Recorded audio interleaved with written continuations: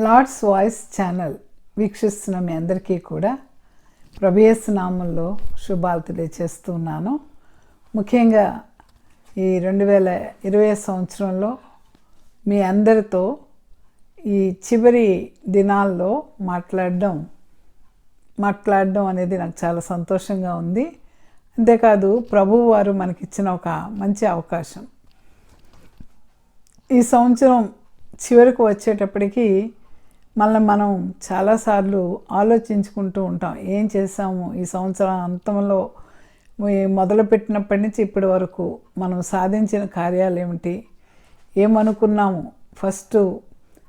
January 1, 2020 రోజున తీసుకున్న resolutions లేకపోతే తీర్మానాలు ఎంతవరకు వాటిని అమలుపరచడంలో సక్సెస్ అయ్యాము, ఎక్కడ ఫెయిల్ అయిపోయాం అని చాలామంది ఆలోచించుకుంటూ ఉంటారు. అంతేకాదు ఈ సంవత్సరాంతం వచ్చేటప్పటికి మనం ఏం సాధించాలనుకున్నాం, ఏం చేయాలనుకున్నాం, ఇవన్నీ కూడా ఎందుకు చేయలేకపోయాము అనే దానికంటే అసలు ఈ సంవత్సరం చూస్తేనే పరిస్థితులన్నీ కూడా మనకి మారిపోయినటువంటి పరిస్థితులు కనబడుతున్నాయి. అంటే ఈ 2020 సంవత్సరం నార్మల్ ఇయర్గా లేదు. ఇట్స్ వెరీ ఎవరము ఊహించని అన్ప్రెడిక్టబుల్ ఇయర్గా అనిపించింది. అంటే స్టార్టింగ్ నుంచి కూడా కొంత బ్యాడ్ న్యూస్ వింటూ ఉన్నాం. అదే పరిస్థితుల్లో మనం మరి మార్చి నుంచి మనకి లాక్డౌన్ ప్రకటించడం, తర్వాత మనం చాలాసార్లు ఇంట్లోనే ఉండిపోవటం, చివరికి దేవాలయానికి కూడా వెళ్ళి దేవుని ప్రార్థించుకోలేని పరిస్థితి మనకు ఏర్పడింది. సో ఈ సంవత్సరం ఏమిటి అనుకున్నాము, రాబోయే సంవత్సరానికి ఏమి శుభాలు కలగాలని ఆలోచిస్తున్నాము, ఇవన్నీ కూడా మనం ఆలోచించుకునే ముందు ఈ సంవత్సరాంతానికి వచ్చినప్పుడు మనం ఎంతవరకు ఫలించాము, మన టార్గెట్స్ ఎంతవరకు రీచ్ అయ్యాము అన్నది ఆలోచించుకుంటాం కదా. దాని గురించి మనం మాట్లాడుకునే ముందు అందరికీ కూడా ప్రభు యేసు నామములో మరొకసారి శుభాలు తెలియచేస్తూ ఉన్నాను. అంతేకాదు I want to say praise the Lord. ఎందుకంటే ఈ సంవత్సరం చివరి వరకు కూడా నమ్మకంగా మనల్ని కాపాడిన దేవుడు, ఆయన గొప్పవాడు, నిత్యుడైన తండ్రి. అందుకే ఆయన్ని పేతురు కానీ అపొస్తలుడైన పౌలు కానీ ఎన్నో రకాలుగా వారు కీర్తించారు. అదృశ్యుడు అక్షయుడునగు దేవునికి మహిమయు ఘనతయు ప్రభావము కలుగునుగాక అని అపొస్తలుడైన పౌలు చాలా చక్కగా దేవుని స్తుతించడం మనం గమనిస్తూ ఉన్నాం. దేవునికి వందనాలు. అందరం తల వంచి ప్రార్థన చేసుకుందాం. స్తోత్రములు ప్రభువా, ఈ యొక్క సంవత్సరం చివరి వరకు మమ్మల్ని అందరినీ సజీవులుగా కాపాడిన తండ్రి, మీ పాదములకు వందనాలు, స్తోత్రాలు. ఈ ప్రత్యేకమైన సమయంలో ప్రభు లార్డ్స్ వాయిస్ ఛానల్ వీక్షిస్తున్న మా ప్రియులందరినీ కూడా పేరు పేరున మీరు దీవించండి, కుటుంబాలను ఆశీర్వదించండి ప్రభువా. నాయనా, నీ కాపుదల, నీ భద్రత వారికి ఇచ్చి నువ్వెంతైనా నమ్మదగిన దేవుడు. ఎందుకంటే అనుదినము మా ఎడల నీకు నూతనముగా వాత్సల్యత పుట్టుచున్నది గనుక మేము నశింపకున్న వారం కాము అని విలాప వాక్యాల్లో మేము చదువుకుంటూ ఉన్నాం తండ్రి. నిత్యుడగు దేవ, సత్యవంతుడైన దేవుడవు, అద్వితీయ దేవుడు తండ్రి. నీ యొక్క ప్రభావం వర్ణించటానికి మామూలు సామాన్యమైన వ్యక్తికి సాధ్యము కాదు ప్రభు. అటువంటి పరిస్థితుల్లో నిత్యుడగు తండ్రి నిన్ను ఆరాధిస్తూ ఉంటుండగా మా అందరి ఆలోచనలు, మా తలంపులు నీ దృష్టికి అంగీకారంగా ఉండునట్లు నీ కృపను, నీ ఆత్మతో మమ్మల్ని నడిపించండి.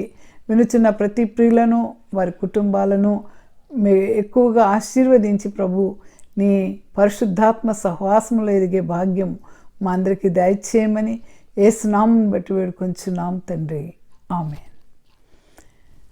ఈరోజు మనం ఏం చెప్పాలి అని ఆలోచించినప్పుడు నాకు అనిపించింది అన్నమాట. ప్రియులతో ఏమి డిస్కస్ చేస్తే బాగుంటుంది అని ఆలోచించినప్పుడు నేను అనుకున్నాను, మనం ఎంతగా ఫలిస్తున్నాము, క్రీస్తును నమ్మి క్రీస్తును వెంబడిస్తూ యేసుక్రీస్తే మా దేవుడని, మా ప్రభు అని చెప్పుకుంటూ మనం ఎంతమందికి ఆశీర్వాదకరంగా ఉన్నాం, మన జీవితం ఎంత ఫలప్రదంగా ఉంది, ఎంత శుభమయంగా ఉంది, లేకపోతే మన జీవితము ఇతరులకు ఏమని సాక్ష్యం ఇస్తుంది. ఈ ఇవన్నీ కూడా ఆలోచిస్తూ నేను మీతో మాట్లాడాలనుకున్నది ఇదనమాట. అయితే మనం ఫలించడానికి ఎలా ఫలించాము అని ఆలోచిస్తే ఈ 2020 సంవత్సరం చాలా క్లిష్టమైన, అతి భయంకరమైనటువంటి ఆ యొక్క కోవిడ్-19 పాండమిక్లో మనం చాలా ఊహించలేనటువంటి రీతికి, అంటే చాలా భయంకరమైన పరిస్థితుల్లో మరి ఆ తెగులు నుంచి, ఆ వైరస్ నుంచి కాపాడిన దేవునికి మనం స్తుతియాగం చెల్లించాలి కదా.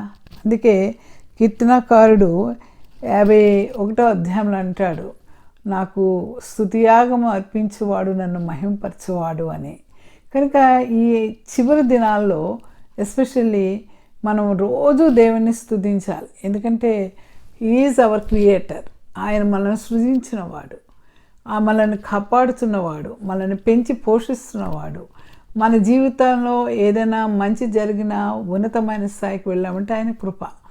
ఎందుకంటే ప్రభువారు ఈ లోకంలోనికి వచ్చిన తర్వాత ఆయన ముఖ్య ఉద్దేశం ఏంటంటే మన తప్పులన్నీ వెతికి పట్టి మనలను శిక్షకు పాత్రలు చేయాలని ఆయన రాలేదు. ఆయన అంటాడు కదా, ఆయన రక్షించడానికి, నశించిన వారిని వెతికి రక్షించడానికి లోకంలోనికి ఆయన వచ్చాడు అనేటువంటి వాక్యము ఎంతో నమ్మదగినది. కనుక ఈరోజు మీరందరూ కూడా, మనమందరం కూడా ఒక పెద్ద సంతోషంతో, ఆనందంతో దేవుని స్తుతించాలి. ఎందుకంటే ఎన్ని కుటుంబాలు ఈ కోవిడ్ వల్ల అటాక్ అయ్యి ఎంతగా నష్టపోయారో, మన ముందే అట్లాగా బ్రతికినటువంటి వారు సడన్గా ఆయన కోవిడ్ వచ్చింది, చనిపోయారు అని వినగానే మనం ఎంత షాక్ గురయ్యామో. నేను చాలా షాక్లకు గురయ్యాను ఈ సమయంలో. ఎన్నో కుటుంబాల్లో ఎంతో దుఃఖం ఉంది. వారి దుఃఖాన్ని చూసినప్పుడు నేను నన్ను నేనే సంభాళించుకోవడం చాలా కష్టం అనిపించింది. అయితే దేవుని పరిశుద్ధాత్మ వారి కుటుంబాలన్నీ కూడా ఆదరిస్తుందని నమ్ముతూ ఉన్నాను. ఈ ప్రత్యేకమైన సమయంలో అంత భయంకరమైన వ్యాధితో అనుక్షణం భయపడ్డాం. అంటే ఎన్నో వ్యాధులు వచ్చాయి, ఎన్నో తెగుళ్ళు వచ్చాయి, ఎన్నో అంటే న్యాచురల్ కెలామిటీస్ చాలా జరుగుతూ ఉన్నాయి. కానీ ప్రపంచమంతా కూడా తల్లడిల్లైపోయినటువంటి ఈ వైరస్ని గురించి కనుక మనం తలంచుకుంటే, మనకు వస్తే మన సొంతం అనుకున్న వాళ్ళు, మన యొక్క జీవిత సహచర్యంలో ఉన్నటువంటి పాలి భాగస్థులు మనల్ని చూడడానికి రాలేని పరిస్థితి, మనం చనిపోతే తీసుకువెళ్ళి మట్టిలో కలపలేని పరిస్థితి, దేవునికి సమర్పించలేని పరిస్థితి. ఇంత భయంకరమైన పరిస్థితి నేను పుట్టి పెరిగిన తర్వాత ఎప్పుడు చూడలేదు. మరి చాలామంది చూసి ఉండకపోవచ్చు. ఇంతగా అంటే ఎవరైనా మన ఇంటికి వస్తే ఎంతో భయం, ఎవరింటికన్నా మనం వెళ్ళాలంటే భయం, రోడ్డు మీద వెళ్తున్నప్పుడు భయం. మరి అనుక్షణం ఎంతో వాచ్ఫుల్గా ఉంటూ చాలా కేర్ తీసుకుంటున్నాం. మనం తీసుకునే కేర్ కొంత అయితే, దేవుని యొక్క కృప మనలను ఇంతవరకు సజీవులుగా ఉంచిందని నేను ప్రగాఢంగా నమ్ముతూ ఉన్నాను. కనుక ఈరోజు దేవుని గురించి ఫలించే ముందు దేవుని ఈ సంవత్సరం అంతటిలో ఆయన చేసిన మహోపకారాలన్నింటినీ కూడా తలంచుకొని, అంటే మహోపకారాలంటే నాకు ఒక పెద్ద లాటరీ తగిలేసి డబ్బులు వచ్చేయటం కాదు కదండి.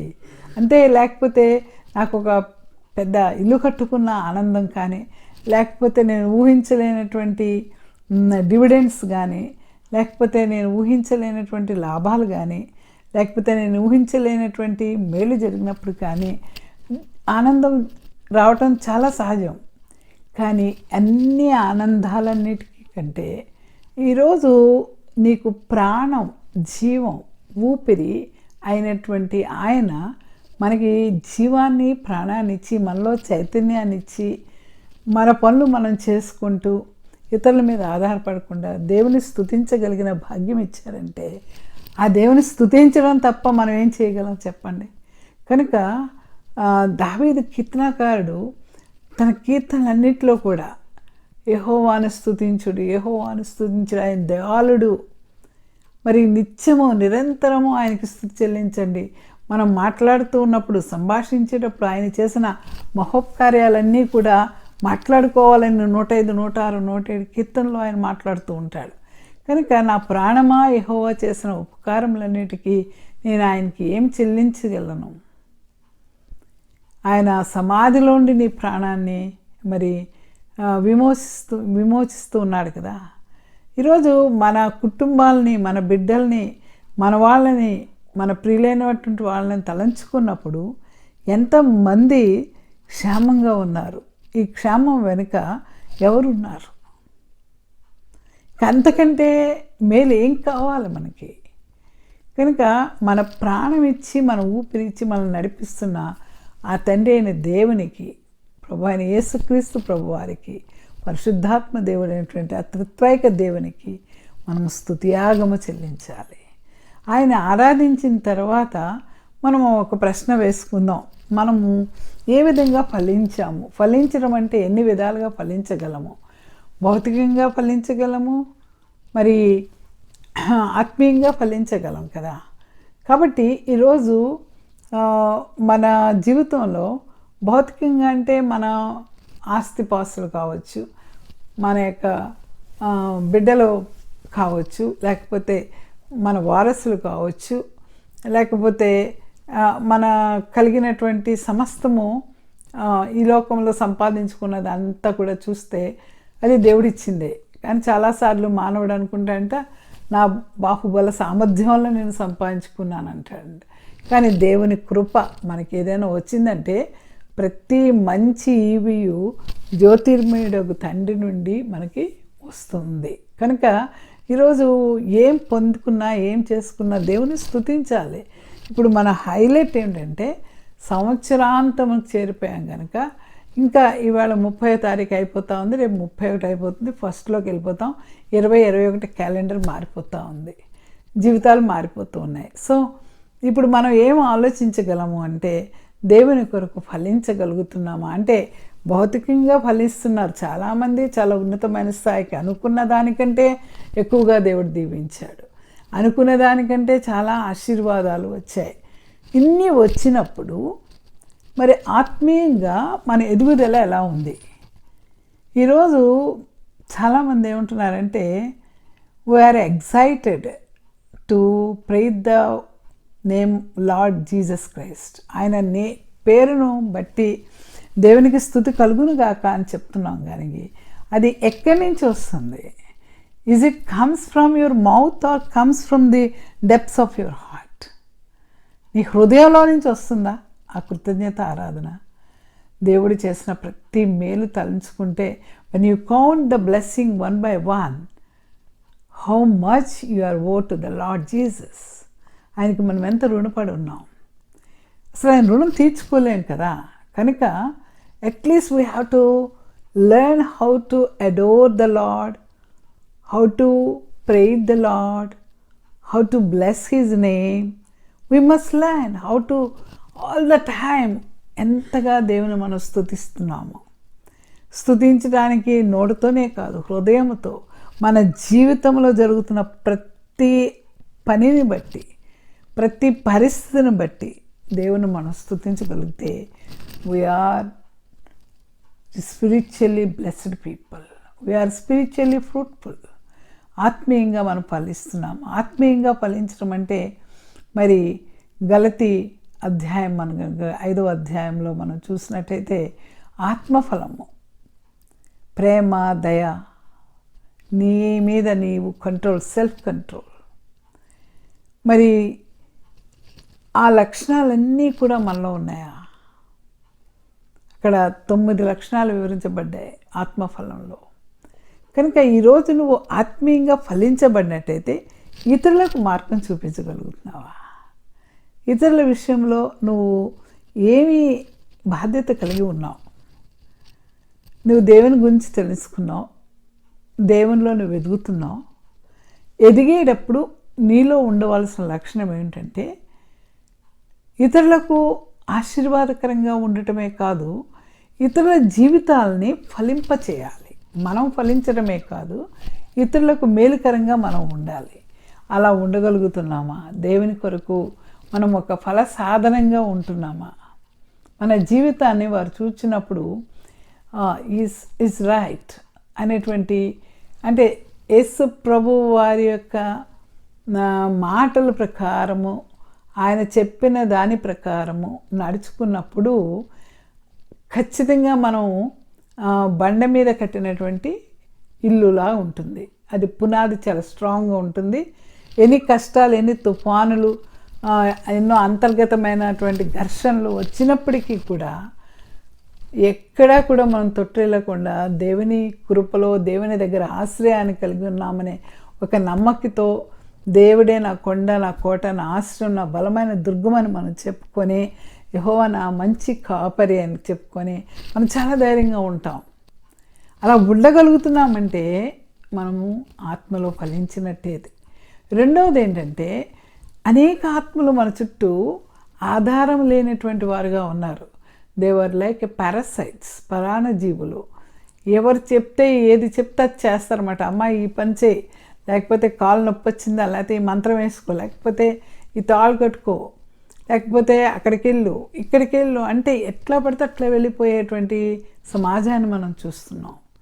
ఈరోజు మనకి ఎక్కడికి వెళ్ళక్కర్లేదు. కూర్చున్న చోటే ఉండి దేవుని కొరకు మనం ప్రార్థన చేసినప్పుడు ఆయన యెహోవా రాఫా, ఆయన ఏమన్నారంటే నిన్ను స్వస్థపరచు యెహోవా నేనే. ఆయన మాట చెప్పిన నడుచుకున్నప్పుడు మనకి ఆరోగ్యం కలుగుతుంది, మన జీవితం ఆశీర్వాదమయంగా ఉంటుంది, మనం అనేక విధాలుగా ఫలించగలుగుతూ ఉంటాం. ఇబ్బందులు వస్తాయి, ఇరుకులు వస్తాయి, కష్టాలు వస్తాయి, కన్నీళ్ళు వస్తాయి. కానీ వాటన్నిటి నుంచి కూడా ప్రభువు వారు చాలా చక్కగా స్మూత్గా మనలను ఆ పరిస్థితులన్నిటి నుంచి తప్పించి మనకి ఇంత కూడా ఇంచు బాధ కూడా కలగకుండా ఆయన మనల్ని కాపాడతారు. కనుక ఇంతగా ఫలించాం అంటే మీకు ఇందాక చెప్పాను, ఏం ఫలించాలంటే నాకు డబ్బు లేదు, లేకపోతే నాకు వాళ్ళకులాగా ఆస్తి లేదు, లేకపోతే నాకు వాళ్ళలాగా ఉద్యోగం లేదు, లేకపోతే వాళ్ళ జీతం లేదు. ఇలాగ మనం దేవుణ్ణి గొణుక్కునే కంటే, సనుక్కునే కంటే దేవుని స్తుతించటం అనేది మనం చేసినప్పుడు దేవుడు ఇంకనూ బహురీతులుగా, అనేక రీతులుగా ఆయన నామం మనం స్తుతిస్తూ ఉన్నప్పుడు మన జీవితం అనేకులకు ఆశీర్వాదకరంగా ఉంటుంది. అయితే ఈ దినం ప్రభువారు అడుగుతూ ఉన్నారు, నేను నిన్ను ఎంతగా హెచ్చించినా మరి నువ్వు నాకు చేస్తున్నది ఏంటి అంటే కనుక, దావీదు మహారాజు అయినప్పటికి కూడా ఆయన అంటాడు, ప్రభువా ఇంతగా నన్ను హెచ్చించుటకు నేను ఎంతటి వాడను. నిజమే కదా, మహారాజు గారే నేను ఎంతటి వాడను అని చెప్పగలిగితే మనం ఏం చెప్పగలుగుతున్నాం? మనం ఏమనుకుంటున్నాం అంటే మనమే గొప్పవాళ్ళం అనుకుంటున్నాం. అంటే మన self centredness, we never think about the grace of God, the gracious blessings given by the lord. అసలు ఎంత గొప్ప దీవెనలు మన జీవితంలో వస్తున్నాయి, వాటిని బట్టి దేవునికి ఎంతగా మనం రుణపడి ఉన్నాం. But we never bother about it. అందుకే ఈరోజు మన పాఠ్యాంశం ఏంటంటే లూకా సువార్త 13వ అధ్యాయము. అక్కడ యేసుప్రభు వారు ఒక మాట చెప్తా ఉన్నారు. ఏంటంటే ఆ రోజు అక్కడ ఉన్నటువంటి కొంతమంది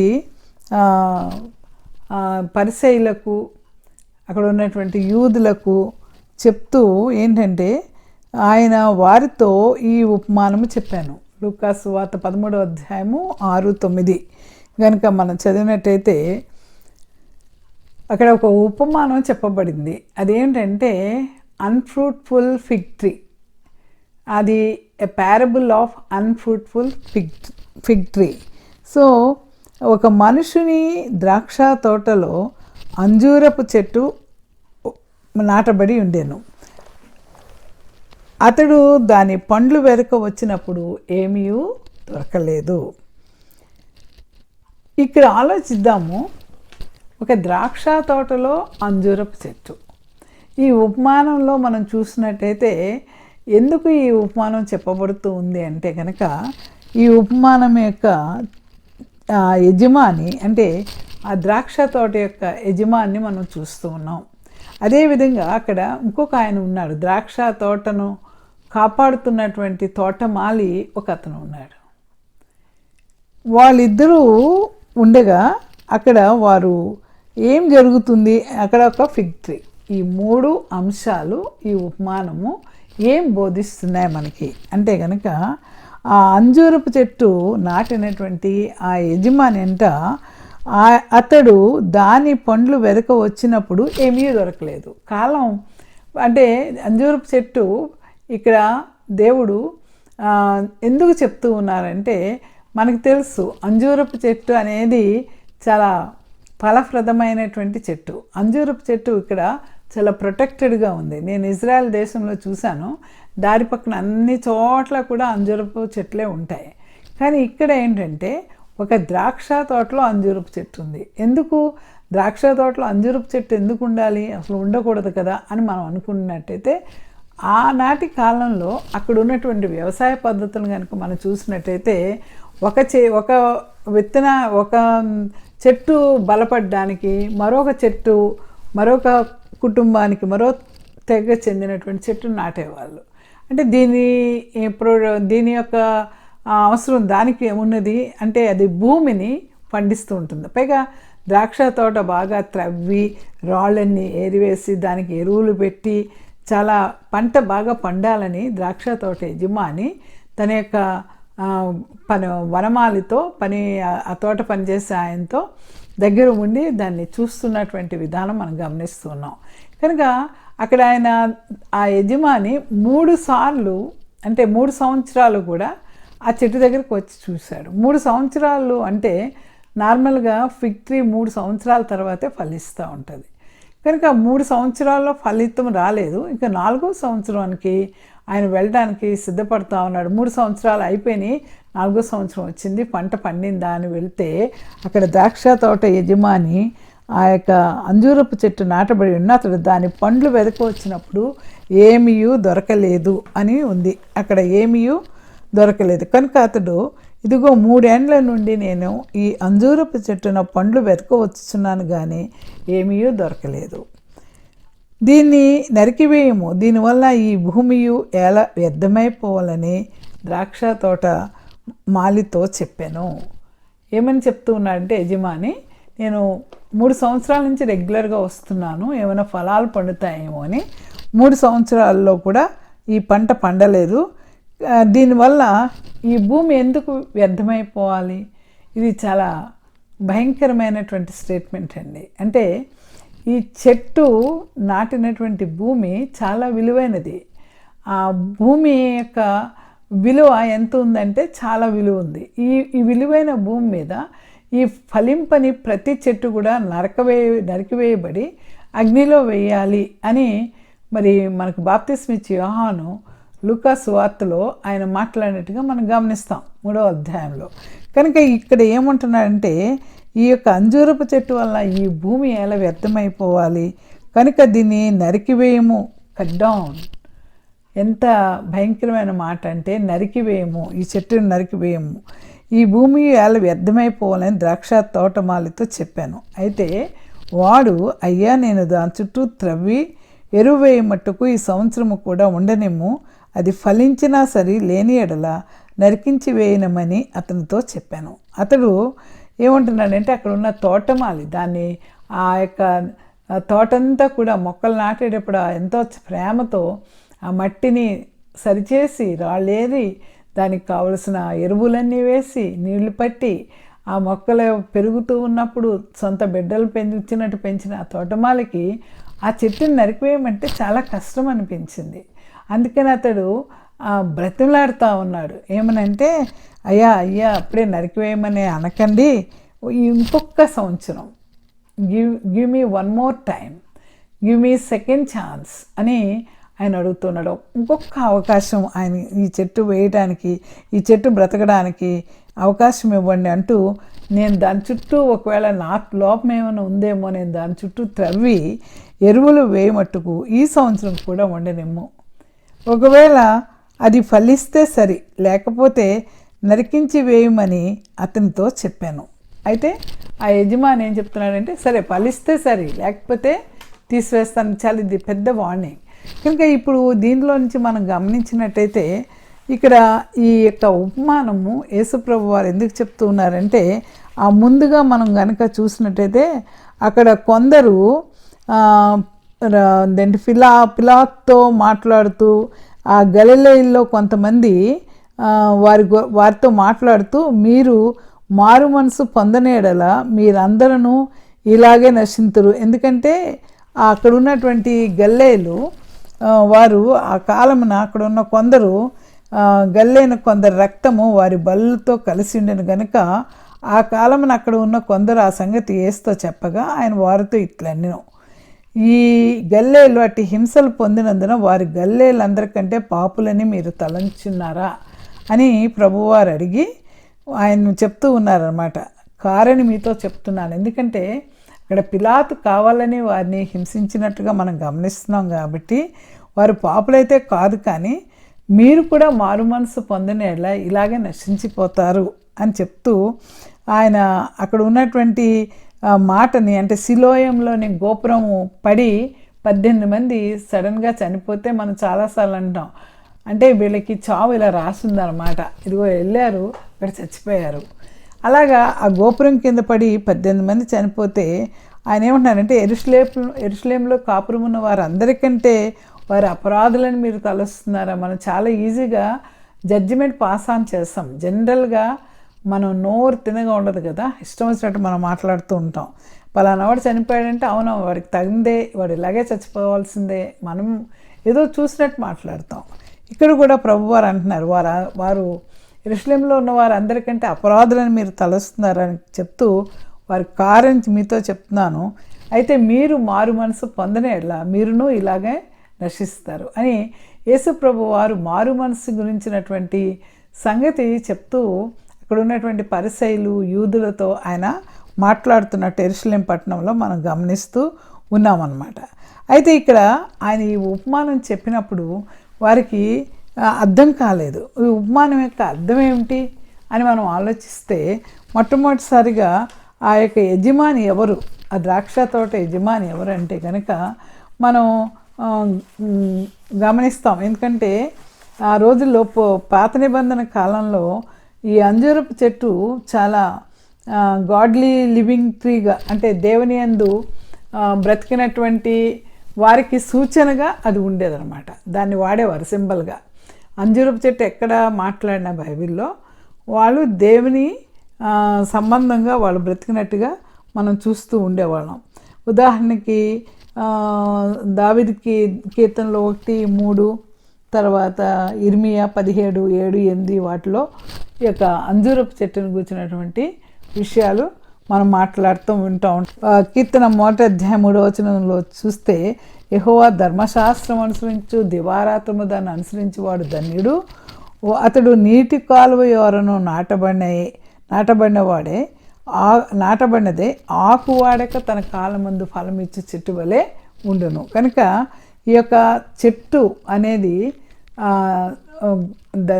దట్ షోస్ దేవునితో సహవాసం చేసిన వారికి సూచనగా వాడబడినట్టుగా మనం చూస్తూ ఉంటాం. అయితే ఇక్కడ యేసుప్రభు వారు అన్ఫ్రూట్ఫుల్నెస్ అంటే బ్యారన్ అనమాట, అంటే ఆ పండ్లు ఎక్కడా లేవు. అంజూరపు చెట్టుకి మనం చూసినట్టయితే ఆకులు ఉంటాయి, చాలా ఎక్కువగా ఉంటాయి ఆకులు. ఈ ఆకులు లేకపోతే ఫలాలు రావు అన్నమాట. కనుక అంజూరపు చెట్టు చూసినప్పుడు 3 సంవత్సరాలుగా ఆయన చూస్తూ ఉన్నాడు. ఆ చెట్టుకి కావలసిన పోషణ ఆ వనమాలు చేస్తూ ఉన్నా కూడా అది ఫలించలేకపోవడానికి కారణం ఏమిటి అన్నది మనం గమనిస్తే ఆయన ఏమంటున్నాడంటే యేసు ప్రభు వారు మన జీవితంలో కూడా చాలాసార్లు ఎన్నో దీవెనలు ఇస్తూ ఉంటే ఆ సూపర్ బ్లెస్సింగ్స్ అన్నీ కూడా మనం తీసుకుంటాం, కానీ ఆ ఇచ్చినటువంటి దేవునికి మనము స్తుతి యాగము చెల్లించాం, ఆరాధించాం, అనేకులకు సాక్ష్యం చెప్పం.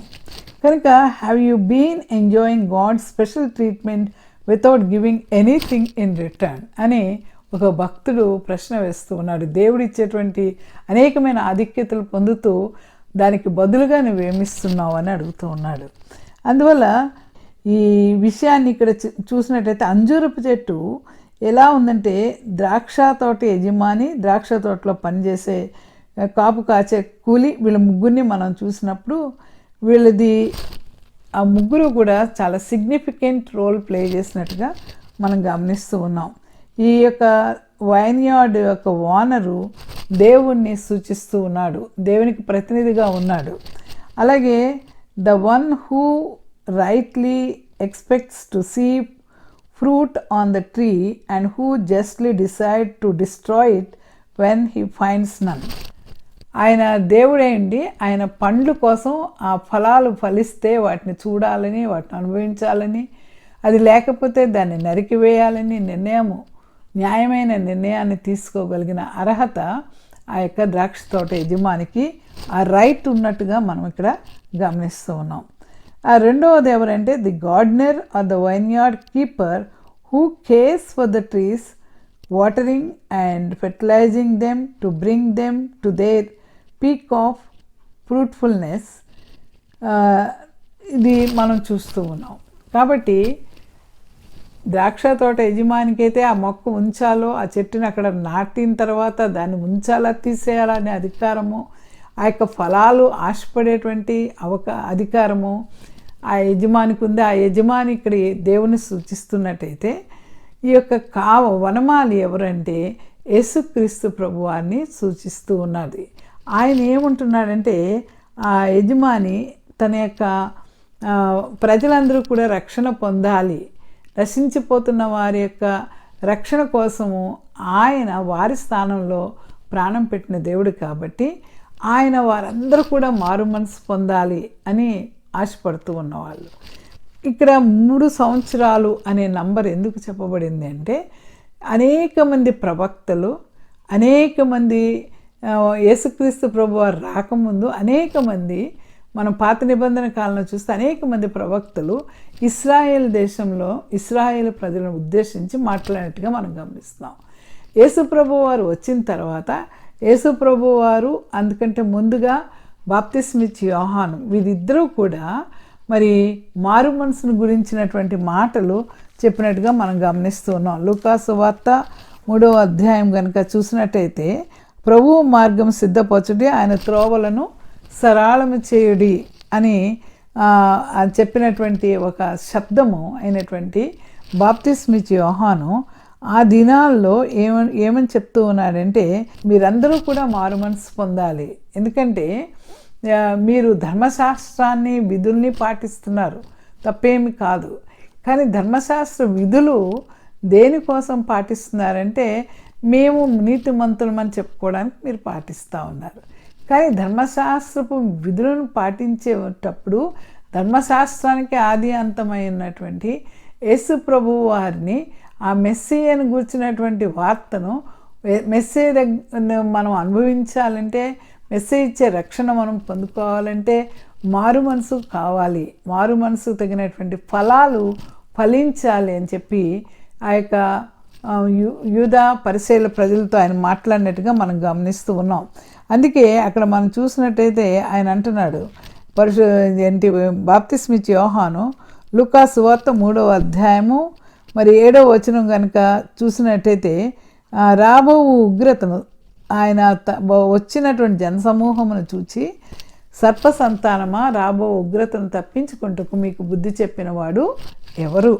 కనుక ఈ దినము ఆ యొక్క మారు మనసు విషయమైనటువంటి మాటలు చెప్పినప్పుడు ఎందుకు మారు మనసు పొందాలి అంటే గనక పాప క్షమాపణ నిమిత్తమైనటువంటి మారు మనసు గుర్చిన బాప్తిస్మము పొందినప్పుడే మెస్సీయ ఇచ్చే రక్షణ మనం పొందగలమని వారికి చెప్తూ ఉన్నప్పుడు వాళ్ళు ఏమనుకుంటున్నారంటే మాకు అక్కర్లేదు అని చెప్తా ఉన్నారు. అయితే బాప్తిస్మిచ్చి యోహాను ఏమంటున్నారంటే మీరు మారు మనసుకు తగినటువంటి ఫలాలు ఫలించండి. ఈరోజు ప్రభువు వారు మనందరి జీవితాల్లో కూడా వెతుకుతున్నది ఏంటంటే యేసు ప్రభువు వారు మన కోసం వచ్చారు, చనిపోయారు, మనకు రక్షణ ఇచ్చారు. ఆయన గురించి మనం గొప్పగా అందరికీ చెప్తున్నాం. కానీ ఆయన చెప్పినట్టుగా మారు మనసుకు తగినటువంటి ఫలము ఫలించేటువంటి వారంగా మనం ఉన్నామా? ఈరోజు ప్రభువు వారు అక్కడ మరి యేసు ప్రభువు వారు బాప్తిస్మిచ్చి యోహాను వారు 3 సంవత్సరాలు అంటే యేసు ప్రభువు వారు 3 సంవత్సరాలు సేవ చేశారు, వచ్చి దేవుని యొక్క చిత్తాన్ని ప్రజలకు తెలియజేశారు, మారు మనసు తగిన ఫలాలు ఫలించాలని అనేక సార్లు ఆయన ప్రజలతో మాట్లాడుతూ ఉన్నారు. మరి వారు చేసినటువంటి సేవకు తగిన ఫలము ఫలించాలని చెప్పి తండ్రి అయిన దేవుడు ఆశించడంలో తప్పు లేదు కదా. ఆయన ఆశిస్తూ ఉన్నాడు మన దగ్గర నుంచి ఆ ఫలం ఏమైనా వస్తుందేమో అని.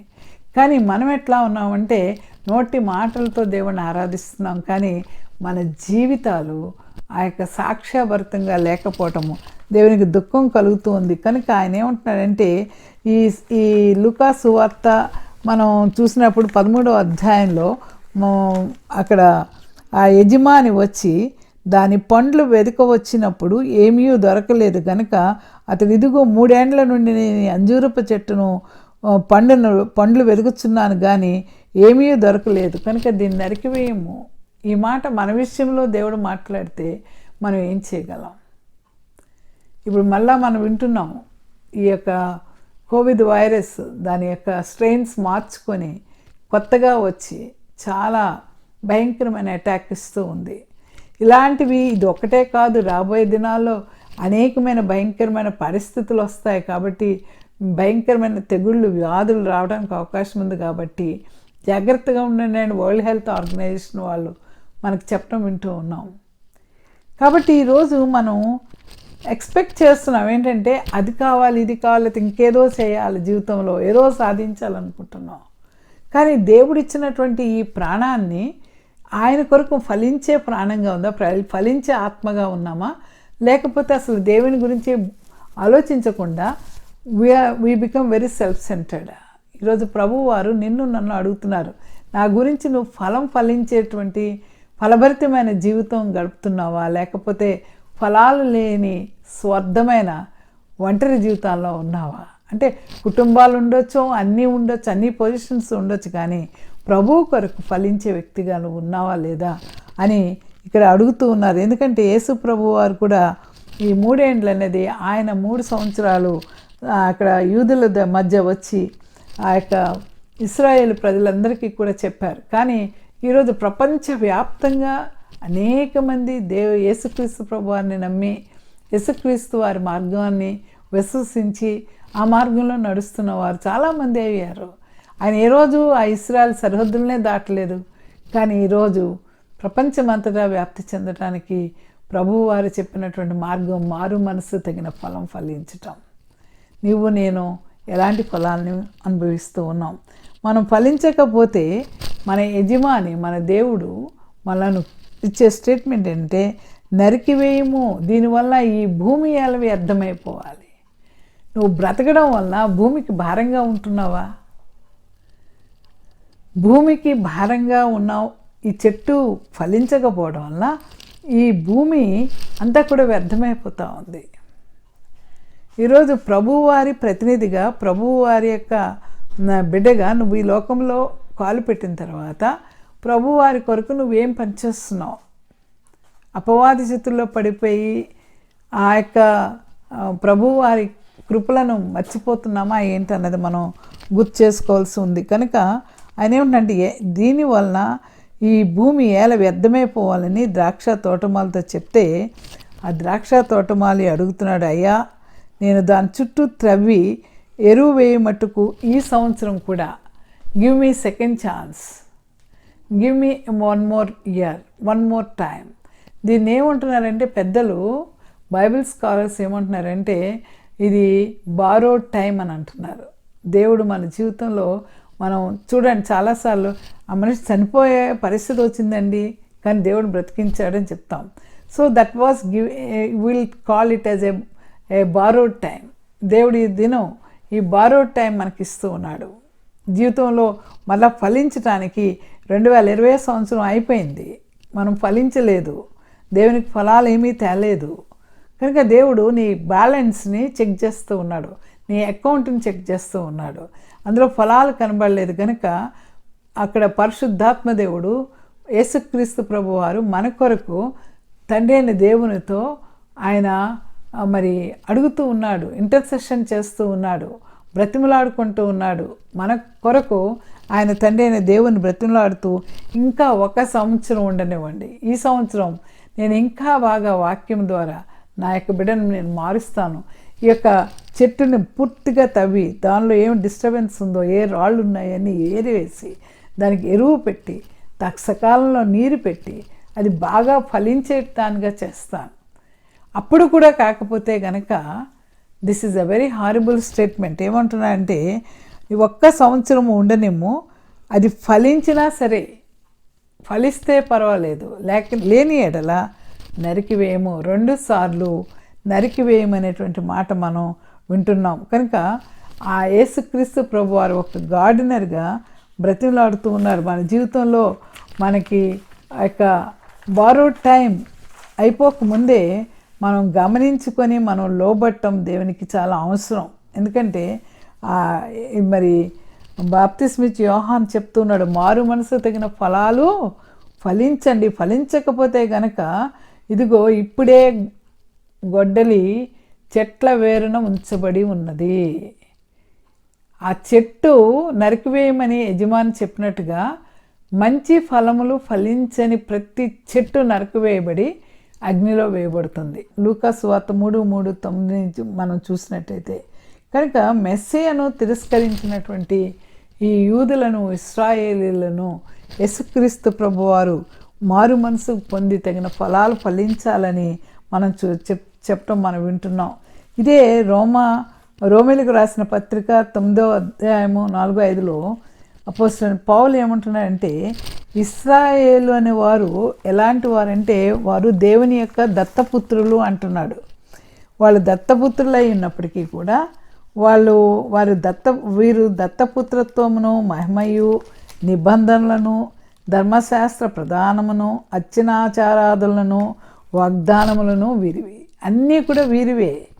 కానీ వీరు పితరులు వీరువారు, శరీరమును బట్టి క్రీస్తు వీరిలో పుట్టెను.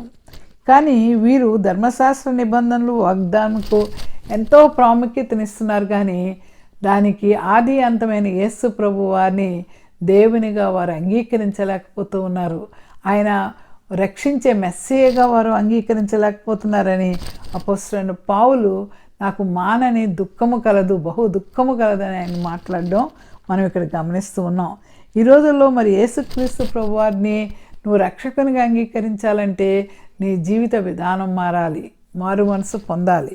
మారు మనసు మనం అపోస్తలుడైన పౌలు 2వ అధ్యాయంలో అంటూ ఉన్నాడు. చూడండి, 4వ వచనం చూసినట్టయితే, దేవుని అనుగ్రహము మారు మనసు పొందుటకు నిన్ను ప్రేరేపించున్నదిని ఎరుగక ఆయన అనుగ్రహ ఐశ్వర్యమును, సహనమును, దీర్ఘశాంతమును తృణీకరింతువా.